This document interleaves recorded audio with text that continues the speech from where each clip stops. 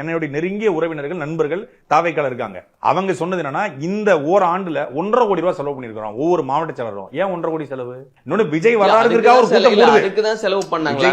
நற்பணி எல்லாம் அவங்களும் செஞ்சுக்கிட்டு தான். நற்பணி என்ன நற்பணி? பிரெட் கொடுக்கறது, பன்னு கொடுக்கறது, பெட்ஷீட் கொடுக்கறது நற்பணியா?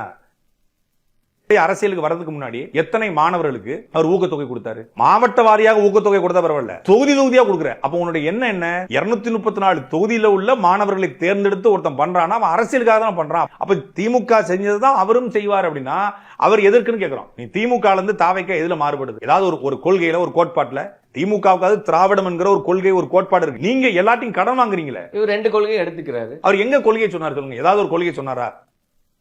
விஜய் ஒரு ஆற்றலாளர், விஜய் கருத்தியலாளர், விஜய் எல்லா கொள்கையும் உள்வாங்கியிருக்காரு, தமிழ் மக்கள் மேல அவருக்கு மிகப்பெரிய பற்று இருக்கு, தமிழ் பற்று இருக்கு அப்படின்னா எதற்காக ஆதவர்ஜுனா, எதற்காக ஜான் ஆரோக்கியசாமி, எதற்காக பிரசாந்த் கிஷோர்? நீங்க அண்ணாதுரையும் கருணாநிதி இப்படி வியூக வகுப்பாளர் வச்சிருந்தாங்களா? ஜெயலலிதா வச்சிருந்தாங்களா? அண்ணன் சீமான் வச்சிருந்தாரா?